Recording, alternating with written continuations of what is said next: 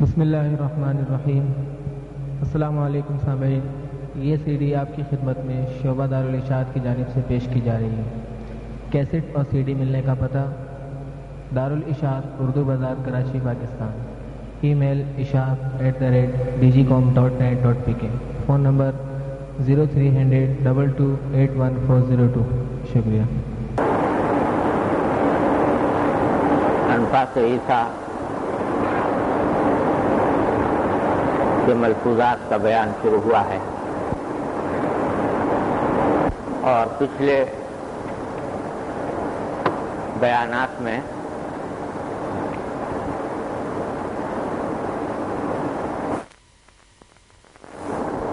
جو بنیادی بات کہی گئی تھی وہ یہ تھی کہ جب آدمی اپنی اصلاح کا ارادہ کرے تو اس کو کچھ ہمت اور محنت سے کام کرنا پڑتا ہے۔ دنیا میں کوئی کام ہمت اور محنت کے بغیر نہیں ہوتا۔ تو کسی شیخ سے بھی اگر تعلق قائم کیا ہے جو اصلاح کے لیے عادتاً ضروری ہے، تو یہ نہ سمجھنا چاہیے کہ بس تعلق قائم ہو گیا تو اب خود بخود سارے مرحلے طے ہو جائیں گے، بلکہ شیخ کی ہدایات کے عمل کرنا ضروری ہے۔ طبیعت چاہے یا نہ چاہے، دل لگے یا نہ لگے، اپنے آپ کو زبردستی کچھ کاموں میں لگانا ضروری ہوتا ہے۔ اس کے بغیر مقصود حاصل نہیں ہوتا۔ یہ تھا خلاصہ پچھلے بیانات میں۔ اب یہاں ایک مستقل عنوان قائم کیا ہے اس کتاب میں ذکر سے متعلق، اور وجہ اس کی یہ ہے کہ جیسا میں پہلے عرض کر چکا ہوں کہ اس طریق کا اصل مقصود تو یہ ہے کہ انسان کے ظاہر و باطن کی اصلاح ہو۔ کسی شیخ سے جو تعلق قائم کیا جاتا ہے وہ اپنے ظاہر و باطن کی اصلاح کے لیے کیا جاتا ہے، اور خاص طور سے جو باطنی بیماریاں ہوتی ہیں ان کا علاج شیخ سے کرانا مقصود ہوتا ہے۔ لیکن عادت یوں ہے، اور یہ شروع سے چلی آتی ہے، کہ جب کوئی آدمی اصلاح کا ارادہ کرے تو اس میں معاون ہو جاتا ہے کچھ ذکر کا معمول رکھنا۔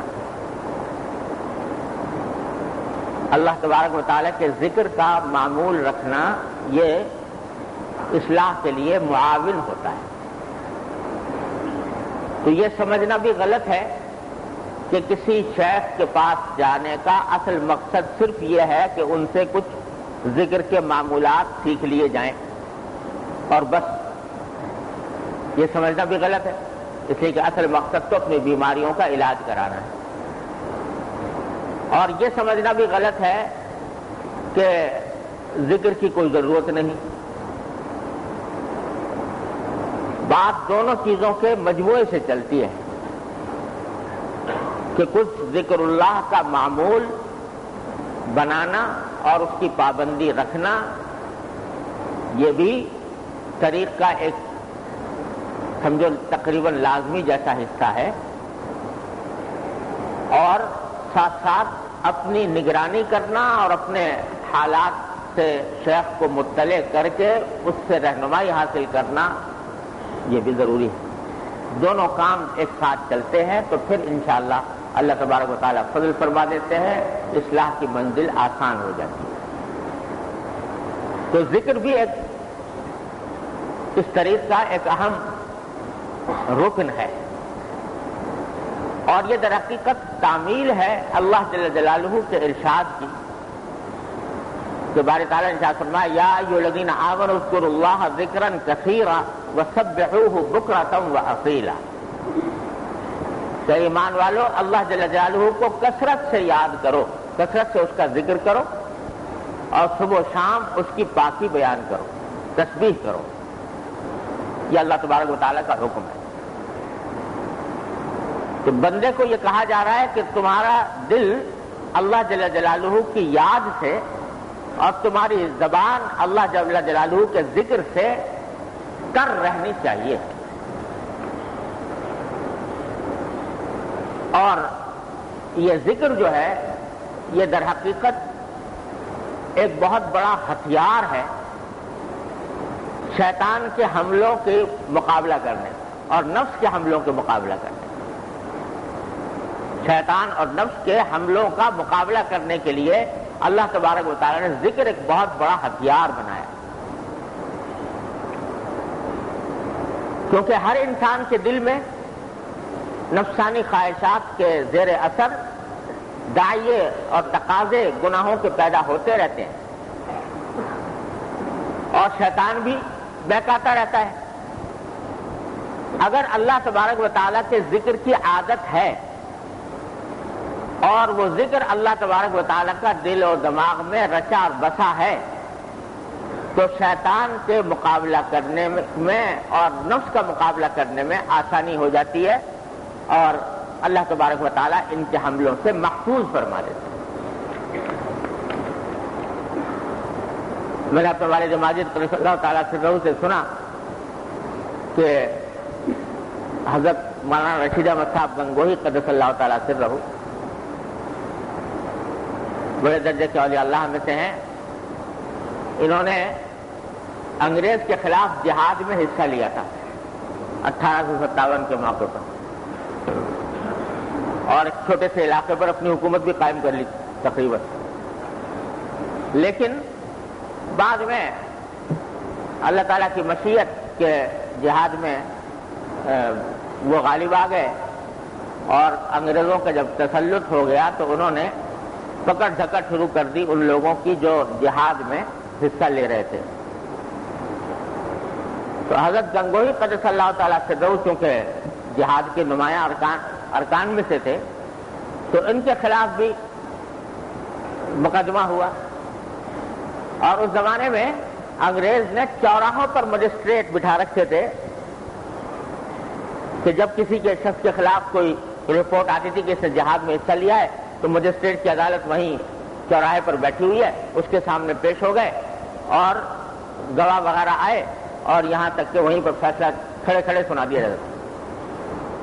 اور اکثر و بیشتر جس کے خلاف یہ جرم ثابت ہو گیا کہ اس نے انگریز کے خلاف بغاوت میں حصہ لیا تھا تو پھانسی کے تختے لٹکے ہوئے تھے, پھانسی ہو جایا کرتی تھی, وہیں مجسٹریٹ پھانسی کا حکم دے دیتا.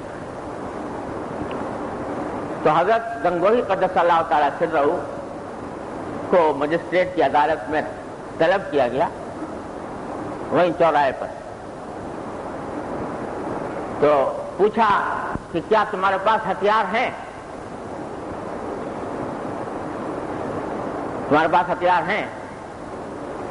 تو اب حضرت گنگوہی قدس اللہ تعالیٰ سرہ اگر یہ فرمایا کہ نہیں ہے ہتھیار تو جھوٹ اس لیے کہ تھے واقعتاً, اور اگر فرمائیں کہ ہیں تو ایک طرح سے اعتراف جرم اور اس کے نتیجے میں سزا. تو اللہ تعالیٰ اپنے بندوں کے دل میں ایسی باتیں ڈالتے ہیں. ہاتھ میں تسبیح تھی حضرت کے, ذکر فرما رہے تھے, تو اس کو اٹھا کر فرمایا ہمارا ہتھیار یہ ہے, ہمارا ہتھیار یہ ہے. اللہ تعالیٰ نے اس جملے سے اس مجسٹریٹ کے دل پر کچھ ایسا رعب طاری فرمایا کہ آگے نہ پوچھ پایا وہ.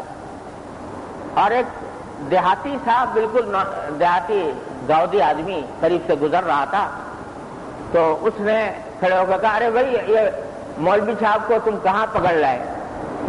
یہ تو ہماری مسجد کا مؤذن ہے, ہماری مسجد کا مؤذن ہے, اس کو کہاں پکڑ لائے؟ اس سارے ماحول میں اللہ تعالیٰ نے کچھ ایسا اس مجسٹریٹ کے اوپر روک طاری کیا, انہوں نے کہا جاؤ لے جاؤ چھٹی ہو, تسبیح لے جاؤ. تو یہ جو فرمایا تھا کہ یہ تسبیح یہ ہمارا ہتھیار یہ ہے, یہ ویسے ہی کہہ دینے کی بات نہیں تھی. حقیقت میں واقعتاً یہ ہتھیار ہے, لیکن یہ ہتھیار ہے شیطان سے لڑائی کا اور نفس سے لڑائی کا. کہ اللہ تبارک و تعالیٰ کا ذکر جب انسان کرتا ہے اور اس ذکر اس کے رگ و پے میں سماتا ہے تو اس کے نتیجے میں اللہ تبارک و تعالیٰ شیطان سے مقابلہ آسان فرما دیتے ہیں، نفس سے مقابلہ آسان فرما دیتے ہیں۔ ہمارے حضرت والا حضرت ڈاکٹر صاحب صلی اللہ تعالیٰ صلی اللہ تعالیٰ ان کے درجات بلند فرمائے، وہ فرمایا کرتے تھے کہ بھائی یہ جو ذکر ہے جو معمول مقرر کیا جا رہا ہے، اور اکثر فائدہ زیادہ تر مفید یہ ہوتا ہے کہ فجر کے بعد دن کا کام شروع کرنے سے پہلے آدمی کچھ معمولات ذکر کے مقرر کرے اور اس کی پابندی کرے۔ تو ہمارے حضرت والا فرمایا کرتے تھے کہ یہ جو ذکر ہے صبح کا، یہ در حقیقت تقویت کے لیے ہے کہ سارے دن جو کام کرو گے آگے جا کر اس کے لیے قوت حاصل ہو تمہیں۔ اور کبھی ایک مرتبہ پوچھنے لگے کہ بھائی گھر سے چلے تو ناشتہ کیا تھا کہ نہیں؟ ہم نے حضرت کیا تھا۔ کہا کہ روٹی اور انڈے کا ناشتہ کیا تھا یا کچھ اور؟ ہم سمجھے، ہم نے کہا حضرت ناشتے کی بات پوچھ رہے ہیں، بتا دیا کیا ناشتہ کیا تھا؟ کہا کہ نہیں، اصل ناشتہ یہ ہے صبح کو کہ اللہ تبارک و تعالیٰ کا ذکر کر کے نکلو بازار میں، جہاں جاؤ کام پر نکلو۔ تو جیسے ناشتہ آدمی صبح کو کرتا ہے اس لیے کرتا ہے کہ تاکہ بدن میں تقویت حاصل ہو اور پھر جو فرائض منصبی اس کو ادا کرنے ہیں وہ ناشتے کے ذریعے اس میں قوت حاصل ہو۔ تو اسی طرح جب تم باہر نکل رہے ہو، ایسی کارگاہ حیات میں نکل رہے ہو کہ جہاں کہیں نفس کا حملہ ہوگا، کہیں شیطان کا حملہ ہوگا، کہیں گناہ کے تقاضے پیدا ہوں گے، کہیں معصیت کے داعیے پیدا ہوں گے، تو اس کارزار میں نکلنے سے پہلے اپنے لیے تقویت کا سامان کر لو، اللہ تعالیٰ کا ذکر کر کے۔ یہ ذکر انشاءاللہ تمہیں شیطان اور نفس کے حملوں سے محفوظ رکھے گا۔ تو بات یہ ہے کہ یہ ذکر اللہ تبارک و تعالیٰ نے بڑی عجیب چیز بنائی ہے، اور میں کیا کرتا ہوں کہ جو اللہ تعالیٰ فرما رہے ہیں کہ میرا ذکر کثرت سے کرو، اذکروا اللہ ذکرا کثیرا، تو کیا اللہ تبارک و تعالیٰ کو ہمارا ذکر کرنے سے کچھ فائدہ پہنچتا ہے یا اس کو کوئی مزہ آتا ہے؟ اللہ تبارک و تعالیٰ کو کہ میرا بندہ میرا ذکر کر رہا ہے۔ ظاہر ہے اللہ جل جلالہ کی ذات تو ایسی بے نیاز ہے کہ ساری کائنات باری تعالیٰ کے ذکر سے بے نیاز، ذکر سے خالی ہو جائے، معصیت پر کمر بستہ ہو جائے تو اس کی عظمت و جلال میں ایک حبہ کمی نہیں آتی، اور ساری کائنات ہر وقت اللہ تعالیٰ کے سامنے سجدے میں پڑی رہے تو اس کی عظمت و کبریائی میں کوئی اضافہ نہیں ہوتا۔ وہ جو کچھ ہے بے نیاز ہے ہمارے ذکر سے، ہماری عبادت سے، ہماری تسبیحات سے، ہماری طاعات سے، بے نیاز ہے اس کی ذات۔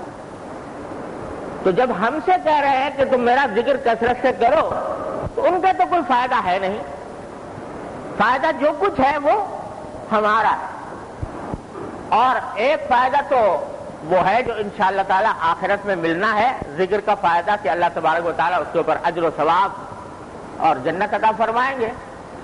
دنیا میں فائدہ یہ ہے اس ذکر کا کہ جو شخص اللہ تبارک و تعالیٰ کے ذکر کی پابندی کرنے والا ہوگا اور اللہ تعالیٰ کو کثرت سے یاد رکھنے والا ہوگا، وہ گناہوں سے، بدعنوانیوں سے، جرائم سے اور ناانصافیوں سے محفوظ ہوگا۔ آپ دیکھو دنیا میں جتنے جرائم ہوتے ہیں، جتنے گناہ ہوتے ہیں، ان کو اگر دیکھو تو اس کی اصل وجہ یہ ہے کہ انسان باری تعالیٰ سے غافل ہو جاتا ہے، اللہ تبارک و تعالیٰ سے غافل ہو جاتا ہے۔ چور چوری کر رہا ہے، کیوں کر رہا ہے؟ اللہ تعالیٰ سے غافل ہے۔ اگر اللہ تعالیٰ کی یاد دل میں ہوتی اور اللہ تبارک و تعالیٰ کا ذکر دل میں سمایا ہوتا تو کبھی چوری کا اقدام نہ کرتا۔ کوئی شخص دوسرے پر ظلم کر رہا ہے تو اس لیے کر رہا ہے کہ اللہ کی یاد سے غافل ہے۔ اگر اللہ کی یاد دل میں ہوتی تو کبھی ظلم دوسرے کے اوپر نہ کرتا۔ تو یہ ذکر جو ہوتا ہے یہ انسان کو اللہ تبارک و تعالیٰ کی یاد جب دل میں بیٹھ جاتی ہے تو اس کو گناہوں سے روکتا ہے۔ اسی لیے حدیث میں فرمایا کہ لا یزنی زانی حین یزنی وہو مؤمن، زنا کرنے والا جب زنا کر رہا ہوتا ہے، جس وقت زنا کر رہا ہوتا ہے اس وقت مومن نہیں ہوتا۔ کیا معنی؟ کہ اللہ تبارک و تعالیٰ کے ایمان کا استحضار اس کو اس وقت نہیں ہوتا، غافل ہوتا ہے اللہ تبارک و تعالیٰ سے۔ اور فرمایا لا یسرق السارق حین یسرق وہو مؤمن، چور جب چوری کر رہا ہوتا ہے اس وقت مومن نہیں ہوتا، کیونکہ اللہ کی یاد سے غافل ہے اس وقت۔ ہر گناہ جو ہوتا ہے وہ باری تعالیٰ کی غفلت سے ہوتا ہے۔ ذکر آ جائے گا اور باری تعالیٰ کی یاد دل میں پیوست ہوگی تو انسان کو گناہ سے روکے گی۔ جتنی پولیس ہے اور محکمے ہیں آج جرائم کو روکنے والے، وہ سارے ایسے ہیں کہ جو ظاہر میں کھلے عام جرم کرنے سے تو سزا دے دیں گے وہ، اور آدمی کو یہ خیال ہوگا کہ بھئی پولیس نہ پکڑ لے، عدالت میں نہ مجھے بلا لیا جائے، تو کھلے عام گناہ کرنے سے تو ہو سکتا ہے کچھ روک دے، اگرچہ آج تو وہ بھی نہیں روک رہے۔ آج کی پولیس اور محکمے ساری دنیا کے ہونے کے باوجود بدعنوانیوں کا اور جرائم کا بازار گرم ہے۔ لیکن اگر زیادہ سے زیادہ کوئی بہت چوکس پولیس ہوگی تو اس کا خطرہ لوگ محسوس کر کے ظاہر میں گناہ کرنے سے بچ جائیں گے۔ لیکن رات کی تاریکی میں، جنگل کی تنہائی میں، خلوتوں میں، جہاں کوئی دیکھنے والا نہ ہو، وہاں کون پیارا بٹھائے انسان کے اوپر؟ وہاں سوائے اللہ تبارک و تعالیٰ کی یاد کے، اس کے ذکر کے، کوئی اور پہرا انسان کے اوپر نہیں ہو سکتا۔ اور جب اللہ تعالیٰ کا ذکر سمایا ہوتا ہے اور اس کی یاد سمائی ہوتی ہے تو آدمی تنہائی میں ہو، تاریکی میں ہو، کہیں ہو، اس کو یہ احساس ہوتا ہے کہ میرا اللہ مجھے دیکھ رہا ہے۔ صحابہ کرام کے واقعات کہ ان کو خود حاضر ہو کر رسول کریم صلی اللہ علیہ وسلم کی خدمت میں اور اپنے اوپر سزا جاری کروا رہے ہیں، کوئی پولیس نہیں، کوئی عدالت نہیں، خود آ رہے ہیں کہ یا رسول اللہ میرے اوپر سزا جاری کر دیے تاکہ میں اللہ تعالیٰ کے سامنے سزا سے بچ جاؤں اور گناہ سے پاک ہو جاؤں۔ تو اس واسطے ہے یہ ذکر۔ تو بھائی جب اس راہ میں قدم رکھا تو کچھ ضروری ہے کہ آدمی ذکر کرے۔ اصل تو بات یہ ہے ذکر کی، جیسے قرآن کہہ رہا ہے کثرت سے ذکر کرو، یا ایھا الذین آمنوا اذکروا اللہ ذکرا کثیرا۔ کثرت سے ذکر کے معنی یہ ہے کہ چلتے پھرتے اٹھتے بیٹھتے تمہاری زبان پر اللہ کا ذکر ہو، یا کم از کم دل میں تمہارے اللہ تعالیٰ کا ذکر ہو۔ اصل بات تو یہ ہے۔ اور جب آدمی اس راہ میں ترقی کرتا ہے تو الحمدللہ یہ صورت حاصل ہو جاتی ہے کہ دیکھنے والا پتہ بھی نہیں چلا، دیکھنے والے کو پتہ بھی نہیں چل رہا اور دل مشغول ہے اللہ تبارک و تعالیٰ کے ذکر میں۔ اللہ والے ایسے ہوتے ہیں۔ لیکن اس کی پہلی سیڑھی یہ ہے کہ کچھ وقت مقرر کر کے اپنے آپ کو اور کاموں سے فارغ کر کے دل و دماغ کو یکسو کر کے اللہ تبارک و تعالیٰ کا ذکر کرو۔ ہمارے حضرت والا ابتدا میں جو ذکر بتایا کرتے تھے وہ یہ تھا کہ بھئی ایک تسبیح کم سے کم سبحان اللہ و بحمدہ سبحان اللہ العظیم کی، ایک تسبیح سبحان اللہ والحمدللہ ولا الہ الا اللہ واللہ اکبر، تیسرا کلمہ جو ہے اس کی، اور ایک تسبیح استغفار کی، استغفر اللہ ربی من کل ذنب واتوب الیہ، استغفر اللہ العلی العظیم الذی لا الہ الا ہو، اور ایک تسبیح درود شریف کی، اور ایک تسبیح لا حول ولا قوۃ الا باللہ العلی العظیم۔ ہمارے حضرت والا جب ابتدا میں کوئی سب سے پہلے یہ 5 تسبیحات کی تلقین فرمایا کرتے تھے۔ یہاں سے شروع کر دو، 5 تسبیحات ہیں، اور اس کا بہتر طریقہ یہ ہے کہ آدمی کوئی وقت مقرر کر لیا جائے، وقت مقرر کر کے اور بہتر یہ ہے کہ وہ فجر کا سے پہلے کا وقت ہو یا فجر کے متصل بعد کا وقت۔ ہمارے حضرت والا فرمایا کرتے تھے کہ یہ فجر کا جو وقت ہے اللہ تبارک و تعالی نے اس وقت میں رویدگی رکھی ہے. اس میں اللہ تبارک و تعالی نے فجر کے وقت میں ایک برکت رکھی ہے. اس میں کیا ترجمہ کرے رویدگی کا، یعنی اس میں بڑھنے کی اور اگنے کی صلاحیت ہوتی ہے. اس وقت ہمارے سمجھتے کہ کلیاں اس وقت میں چٹکتی ہیں، پھول اس وقت میں کھلتے ہیں، پرندے اس وقت میں چہچہاتے ہیں.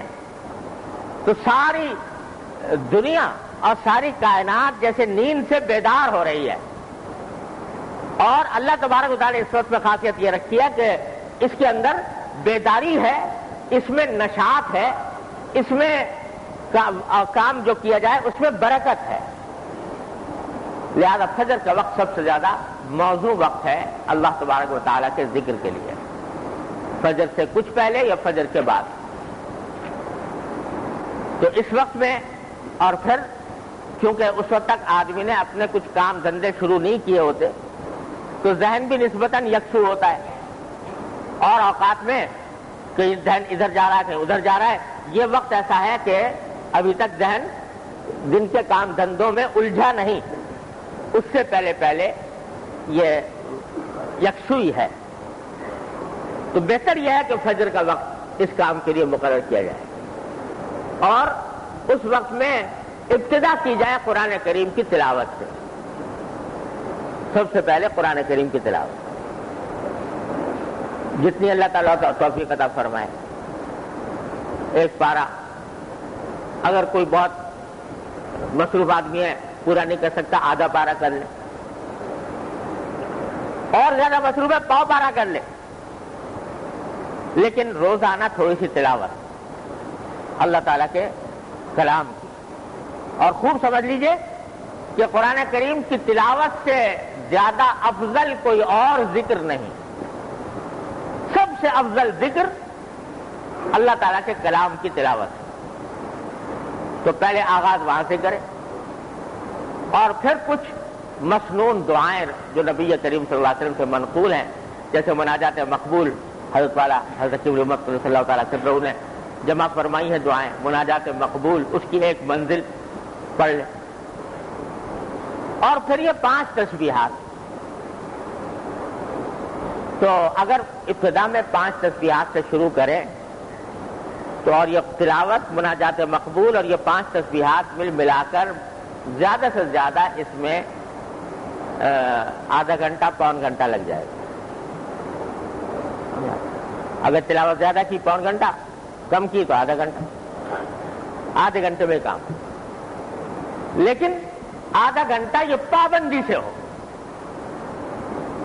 اور اس کا اصل فائدہ اور اس کا جو اصل نفع ہے وہ اس وقت ہے جب وقت کی پابندی ہو اور روزانہ بلا ناغہ ہو اور ایک جگہ بیٹھ کر دھیان سے ہو، یکسوئی کے ساتھ. یہ 3 باتیں اگر پائی گئی تو انشاءاللہ اس کا فائدہ جلدی ظاہر ہوگا. اور اگر کسی دن فرض کرو کسی کو کوئی عذر پیش آ گیا تو کسی دوسرے وقت میں کر لیں. اور بہت ہی کوئی ضرورت پیش آ گئی تو چلتے پھرتے ہی کر لیں، لیکن کر لیں.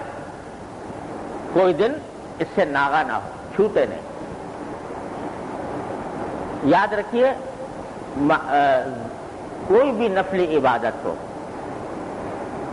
اس کے بارے میں اصول یہ ہے کہ چاہے تھوڑی ہو لیکن پابندی کے ساتھ. حدیث میں رسول کریم صلی اللہ علیہ وسلم نے ارشاد فرمایا کہ خیر العمل ما دیم علیہ وان قل. سب سے بہتر عمل اللہ تعالیٰ کو جو پسند ہے وہ ہے جس کی آدمی پابندی کرے چاہے تھوڑی ہو. لہذا ہمارے سارے بزرگوں کا ارشاد اور ان کی تعلیم یہ ہے کہ معمولات جو اپنے مقرر کرو ذکر کے وہ چاہے اتنے مقرر زیادہ نہ کرو کہ اس کو نبھا کر نہ کر سکو اور پابندی سے نہ کر سکو. یہی 5 تسبیحات ہیں نا، اگر پابندی سے کر سکو اور کوئی وجہ نہیں ہے کہ آدمی نہ کر سکے، آدھا گھنٹہ نکال لینا کوئی مشکل کام نہیں ہوتا، لیکن اگر کوئی آدمی ایسا نہیں کر سکتا تو یہ 100 نہ کرے، 60 کر لے، 33 کر لے، لیکن جو کرے پابندی سے کرے، پابندی سے کرے۔ دیکھو آپ ذرا غور کرو کہ اگر ایک نل ہے اور نیچے اس کے پتھر رکھا ہے سخت، تو اگر ایک مرتبہ آپ نے نل کو خوب تیزی سے کھول دیا اور بڑے پریشر سے اس میں پانی آیا اور 5-7 منٹ تک بہتا رہا، پھر بند ہو گیا، پھر 1 گھنٹے بعد کھول دیا اسی طرح، پھر بند ہو گیا، پھر 1 گھنٹے بعد کھول دیا، پھر بند ہو گیا، پتھر پہ کچھ بھی اثر نہیں ہوگا۔ اور اس کو ہلکا کھولو، ایک ایک قطرہ ٹپک رہا ہے، لیکن ٹپک رہا ہے، سال گزر گئے ٹپکتے ہوئے، تو ایک ایک قطرہ جو ہے پتھر میں سوراخ کر دے گا، ایک ایک قطرہ بھی ٹپکے گا تو وہ اس کے اندر نشیب پیدا کر دے گا، پتھر کو توڑ ڈالے گا۔ وہ پریشر والا توڑنے سے قاصر رہا مگر یہ قطرہ توڑ گیا، کیوں؟ اس لیے کہ اس میں پابندی نہیں تھی، مداومت نہیں تھی، اور یہ چھوٹا سا قطرہ تھا لیکن پابندی سے گر رہا تھا تو اس نے پتھر کو توڑ دیا۔ تو یہی معاملہ اللہ تعالیٰ کے ذکر اور عبادت و نفل عبادت و طاعات کے معمول کا ہے۔ 2 رکعت کا معمول بنا لو نفلیں پڑھنے کا، لیکن پابندی سے کہ چھوٹتا نہیں کسی دن۔ اور ایک صورت یہ ہے کہ ایک دن تم نے 12 رکعتیں پڑھ لی، دوسرے دن 8 پڑھ لی، تیسرے دن 6 پڑھ لی، چوتھے دن غائب ہو گئے اور 1 ہفتے تک غائب رہے، پھر 12 پڑھ لی اور 8 پڑھ لی۔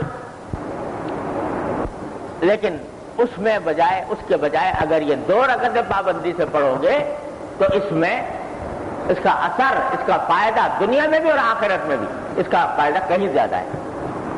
ایسے ہی ذکر کا معاملہ ہے، لہذا ذکر اتنا ہی معمول بناؤ جس کو پابندی کے ساتھ انجام دے سکو، اس میں کوئی تخلف نہ ہو، ناغہ نہ ہو۔ ہمارے حضرت والا فرمایا کرتے تھے کہ ارے بھائی اگر کسی دن ایسا ہو ہی گیا کہ کوئی ایسی آفت آ گئی کہ نہیں کر سکے تو کم کر لو، 100 کے بجائے 60 کر لو، 61 کر لو، 33 کر لو، 11 کر لو۔ اور اگر کچھ بھی نہ ہمارے فرماتے ہیں رات کو جب سارا دن گزر گیا نہیں کر پائے، بستر پر پہنچے تو بستر پر سونے سے پہلے کہ اس وقت تک نہیں سوؤں گا جب تک 11 مرتبہ کم از کم یہ تسبیحات نہیں پڑھ لوں گا، تو کم از کم ناغے سے بچ گئے، ناغے کی بے برکتی سے بچ گئے۔ تو یہ معمول اصل طریقہ یہ ہے۔ اب لوگ کہتے ہیں جب معمولات بنا دیے، بھائی پہلے سے خبردار کر دیا، بتا دیا کہ بھائی معمول اپنے نظام الاوقات میں دیکھ بھال کر اس طرح بناؤ جس کو نبھا سکو، زیادہ اونچی اڑان ایک دم سے نہ اڑو، لیکن اتنے مقرر کرو کہ جو تم نبھا سکو۔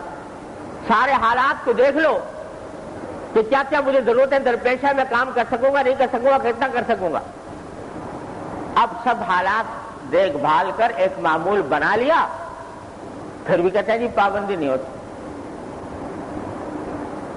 بھائی بنایا کیوں؟ جب بنایا تھا تو اس وقت کیوں نہیں سوچا تھا؟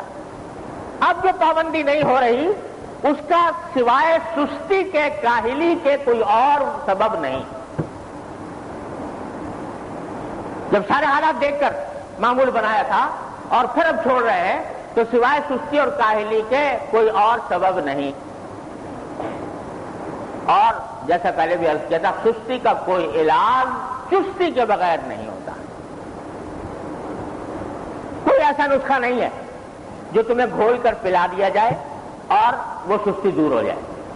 سستی کا علاج تو یہی ہے کہ جب سستی ہو رہی ہے تو سستی کا مقابلہ کرو، زبردستی اپنے آپ کو مجبور کرو کہ نہیں یہ کام کرنا ہے۔ تو اس کا کوئی حل اس کے سوا نہیں۔ اور اللہ تعالیٰ نے جیسا میں نے عرض کیا تھا، ہمت میں انسان کی ایسی طاقت رکھی ہے کہ جب انسان ہمت کر لیتا ہے تو سستی بھاگ جاتی ہے۔ ایک مرتبہ اگر آدمی ڈٹ جائے اس سستی کے مقابلے میں تو اللہ تبارک و تعالیٰ اس کو پہنچا دیتے ہیں۔ تو بھائی اصل بات یہ ہے کہ تھوڑا سا وقت، یہ پہلی سیڑھی ہے ذکر کی طرف بڑھنے کی۔ جب آدمی وقت مقرر کر کے، جگہ مقرر کر کے، یکسوئی کے ساتھ آدھا گھنٹہ کم از کم اس سے نکال لیا اللہ تبارک و تعالیٰ کے ذکر کا، تو جب یہ کام کچھ عرصے کرے گا تو انشاءاللہ تعالیٰ اس کے انوار و برکات اپنی زندگی میں محسوس ہوں گے، اور یہ جو معصیتوں کے اور گناہوں کے تقاضے دل میں پیدا ہوتے رہتے ہیں انشاءاللہ اس میں بھی فرق آئے گا۔ پھر جب ایک عرصہ اس طرح گزر جائے تو پھر اپنے شیخ کی رہنمائی میں اس ذکر کے اس پہلی سیڑھی سے اور آگے بڑھنے کی فکر کی جاتی ہے، اس کے انشاءاللہ رفتہ رفتہ کر کے اس کے بیانات یہاں پر آئیں گے۔ لیکن جو پہلا آج سبق ہے ہمارا وہ یہ ہے کہ کچھ وقت اپنا مقرر کر لیں جو ذکر کے لیے خاص ہو۔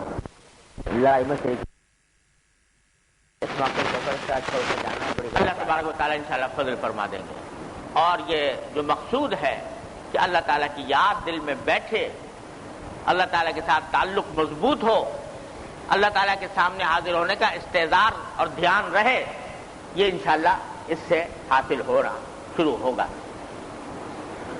اب ذکر سے متعلق کچھ اہم باتیں ہیں جو حضرت والا نے یہاں بیان فرمائی ہیں، وہ میں پڑھتا ہوں۔ فرمایا کہ مبتدی کو اجازت ہے کہ خواہ آنکھ کھولے ہوئے نماز پڑھے یا بند کر کے۔ اکثر صفراوی یا سوداوی قیود سے متوحش ہوتے ہیں، خصوص جبکہ اس کے ساتھ ذوق بھی منظم ہو جائے، اور ذوق مقتضی تکثیر قیود کو نہیں بلکہ مقتضی تقلیل قیود کو ہے۔ قیود سے جو اصل مقصود ہے تأثر، خود وہی کام ذوق دے دیتا ہے۔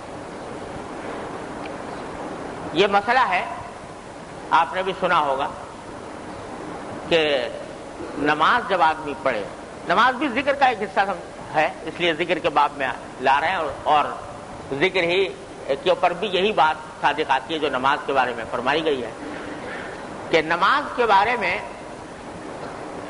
آپ نے یہ کہیں پڑھا ہوگا کہ نماز آنکھیں بند کر کے نماز پڑھنے کو فقہاء کرام نے مکروہ کہا ہے، آنکھیں بند نہ کرو بلکہ کھول کر نماز پڑھنی چاہیے۔ ایک بزرگ کا واقعہ لکھا ہے کہ وہ نماز خشوع خضوع سے پڑھتے تھے لیکن آنکھیں بند کر کے پڑھا کرتے تھے۔ تو ایک دن ان کو عالم کشف میں یا عالم خواب میں دکھایا گیا کہ ایک بہت حسین و جمیل خاتون ہے اور بڑی متناسب جسم والی خاتون ہے، مگر نابینا ہے، آنکھ سے دیکھ نہیں سکتی۔ پوچھا کہ یہ کون ہے؟ تو جواب یہ ملا کہ یہ تمہاری نماز ہے، نماز جو تم پڑھتے ہو یہ ایسی ہے کہ ویسے تو اور سب ٹھیک ٹھاک ہے لیکن آنکھیں بند کر کے پڑھتے ہو تو اس کا جو مثال، عالم مثال میں اس کی شکل یہ ہے کہ ہے تو حسین و جمیل خاتون لیکن آنکھ میں بینائی نہیں۔ تو اس لیے عام فقہاء کرام نے یہ بات لکھی ہے کہ نماز میں آنکھیں بند کر کے نماز پڑھنا مکروہ ہے، کھول کے پڑھنی چاہیے۔ سنت یہی ہے، رسول کریم صلی اللہ علیہ وسلم آنکھیں کھول کر نماز پڑھا کرتے تھے۔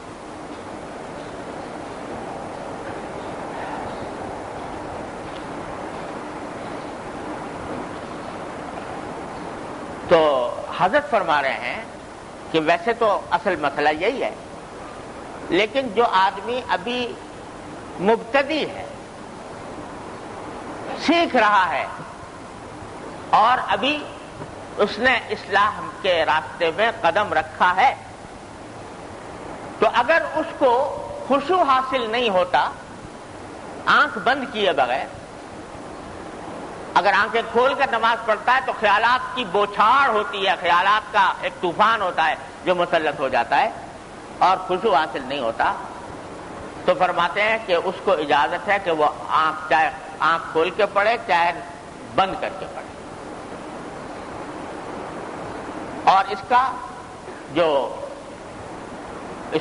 کی جو سند ہے وہ بھی فقہاء کرام ہی کا قول ہے. فقہاء کرام جو فرماتے ہیں کہ ویسے تو آنکھ بند کرنا مکروہ ہے، لیکن اگر کسی کو نماز میں خشوع اس کے بغیر حاصل نہ ہوتا ہو تو اس کے لیے جائز ہے. تو یہاں پر حضرت فرماتے ہیں کہ اگر بند کر کے بھی پڑھ لے تو کوئی حرج نہیں. ابتدا میں جب عادت پختہ ہو جائے گی خشوع کی تو پھر انشاءاللہ کھول کے بھی پڑھے گا تو خشوع حاصل ہو جائے. یہی معاملہ ذکر کا ہے کہ ذکر جو ہے وہ عام حالات میں کھلی ہوئی آنکھوں سے کرنا چاہیے، لیکن اگر شروع میں کسی شخص کو ذکر میں خشوع حاصل نہیں ہو رہا تو آنکھ بند کر کے بھی اگر کر لے تو کوئی حرج نہیں.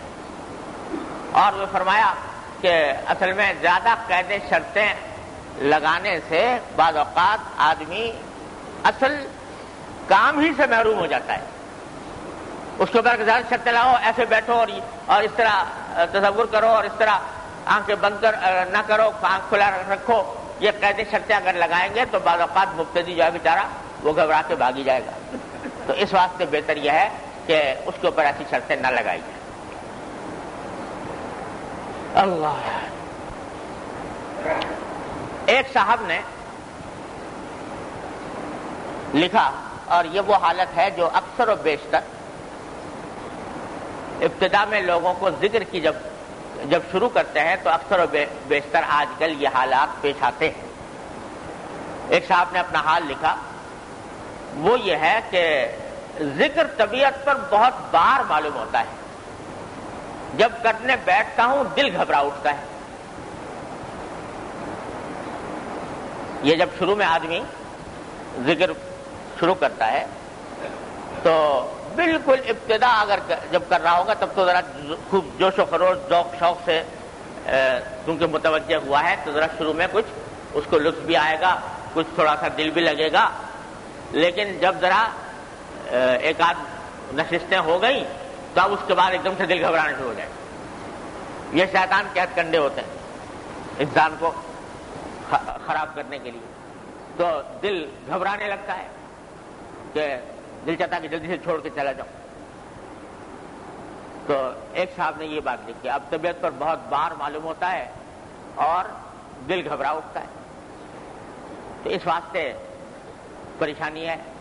اس میں کیا ہوتا ہے کہ ایک طرف تو دل گھبرا رہا ہے، کیا نہیں جا رہا کام صحیح طریقے سے، اوپر سے یہ دل پر فکر سوار ہوتی ہے کہ یہ سب تمہیں بیکار ہو رہا ہے کام، کیونکہ دل تو لگ نہیں رہا اور طبیعت حاضر نہیں ہو رہی، خشوع پیدا نہیں ہو رہا اور محنت فضول ہو رہی.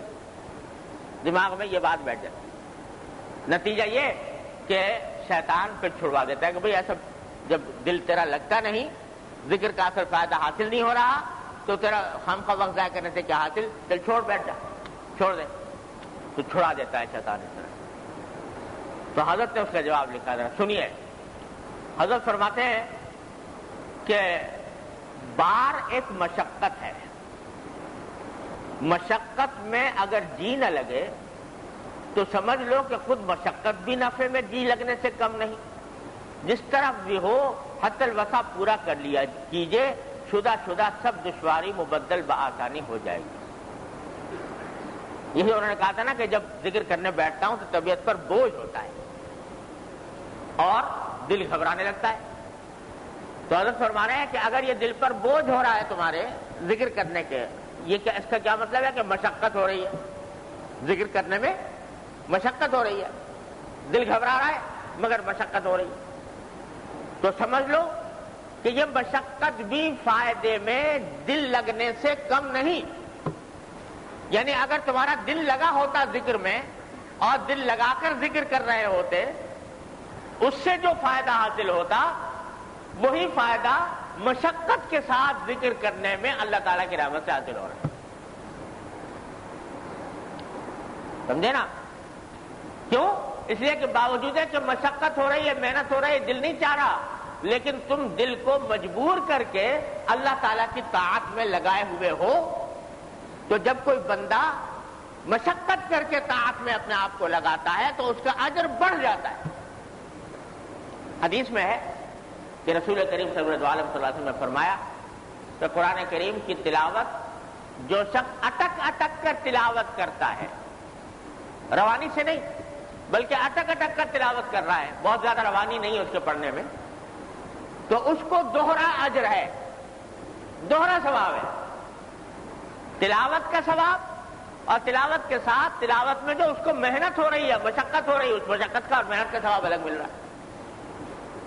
تو بہت سے لوگ بیچارے شکایت کرتے ہیں، بھائی ہم سے دیکھتے ہیں قاری صاحبان بڑی تیزی سے روانی سے پڑھتے چلے جاتے ہیں، ہم سے اس تیزی روانی سے نہیں پڑھا جاتا،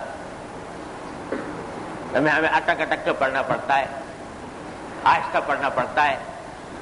تو یہ چاہتے ہیں کہ بھائی جس طرح اور لوگ تھوڑی دیر میں کئی پارے پڑھ گئے، ہم سے اتنی دیر میں آدھا ہی پارا پڑھا گیا اٹک اٹک کر.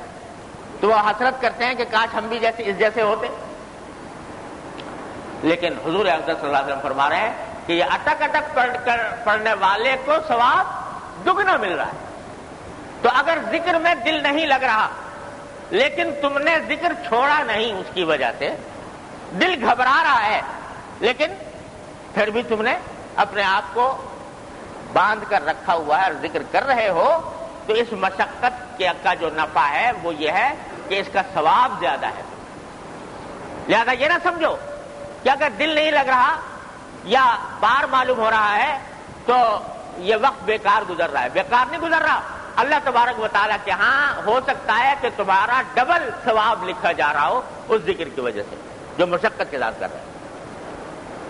ہاں بس یہ ہے کہ چھوڑو نہیں، لگے رہو. اور جب لگے رہو گے کہ بھئی دل لگے یا نہ لگے، گھبرائے یا خوشی ہو، محنت ہو یا مشقت ہو یا مزہ آئے یا نہ آئے، ہر حالت میں یہ ذکر کرتا ہی رہوں گا اپنے معمول کے مطابق. جب کچھ عرصے تم یہ کر لو گے تو انشاءاللہ یہ دشواری بھی آسانی میں تبدیل ہو جائے گی.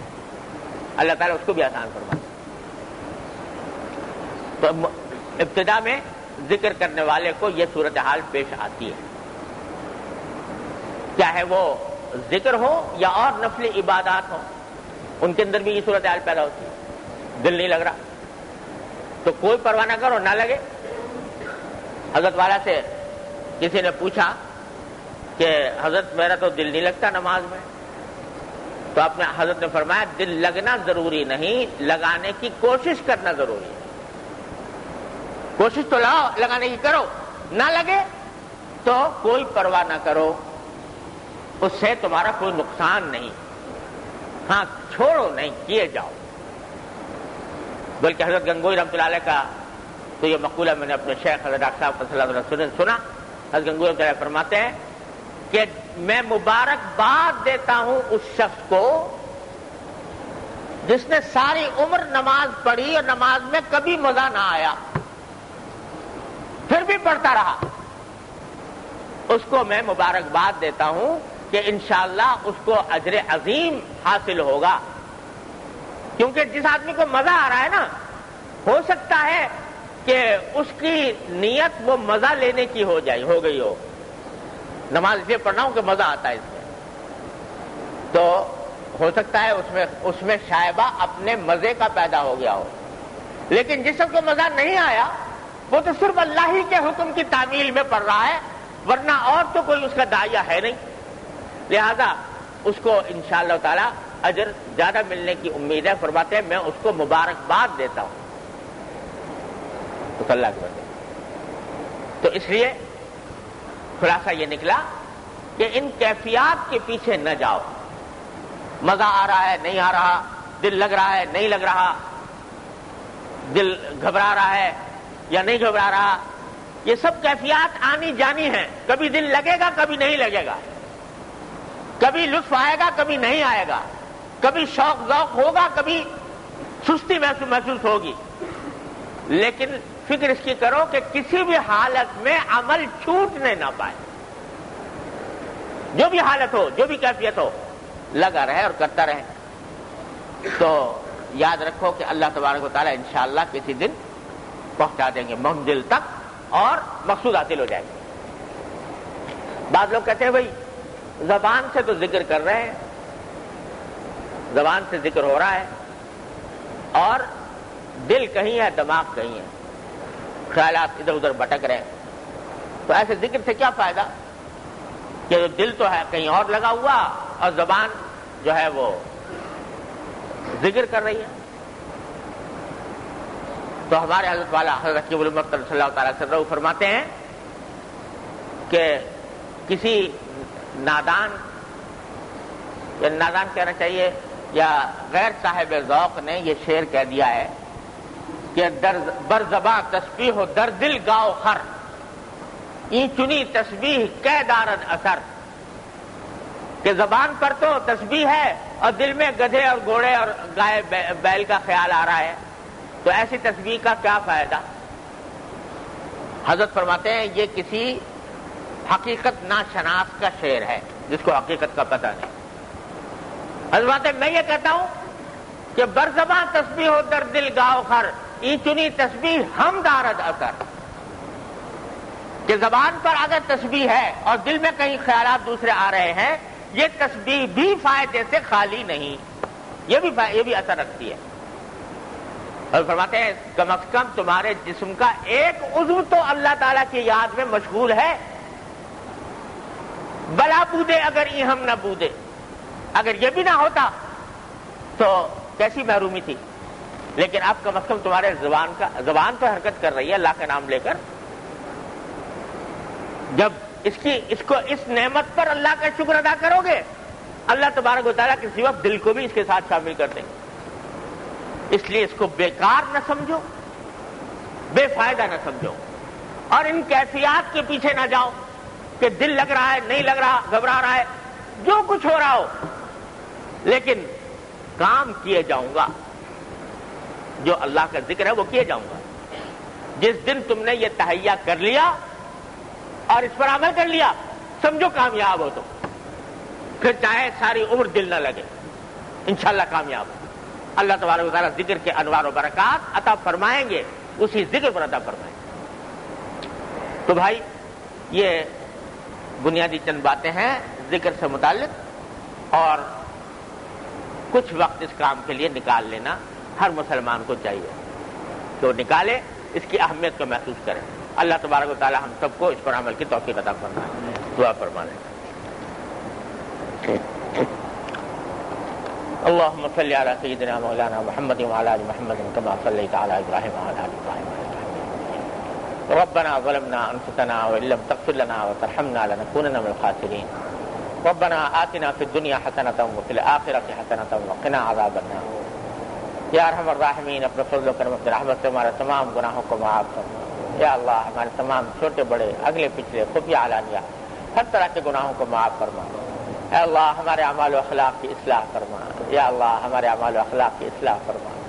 یا اللہ ہمارے اعمال و اخلاق کی اصلاح فرما۔ یا اللہ ہمیں اپنے دین کی صحیح سمجھ عطا فرما، اس پر عمل کی توفیق عطا فرما۔ اے اللہ اس پر استقامت عطا فرما۔ یا اللہ ہر طرح کے گناہوں سے، معصیتوں سے، منکرات سے ہمارے گھر والوں، متعلقین، احباب سب کی حفاظت فرما۔ اے اللہ ہر طرح کے شر و فتنے سے ہماری حفاظت فرما۔ یا اللہ تمام حاضرین اور حاضرات کو ان کے تمام جائز مقاصد میں کامیابی عطا فرما۔ اے اللہ سب کی پریشانیوں کو دور فرما، سب کی مشکلات کو آسان فرما۔ یا ارحم الراحمین ہر طرح کے شر اور فتنے اور شبہ سے ہماری حفاظت فرما۔ یا اللہ جن جن لوگوں نے ہم سے دعا کی، درخواست کی، اپنی رحمت سے سب کی دلی مرادوں کو پورا فرما۔ اے اللہ ہر طرح کے شر و فتنے سے نجات عطا فرما۔ یا اللہ یا ارحم الراحمین جن جن لوگوں نے ہم سے دعا کے لیے زبانی طور پر کہا ہے یا تحریری طور پر پرچے بھیجے ہیں، اپنی رحمت سے ان سب کی دلی مرادوں کو پورا فرما۔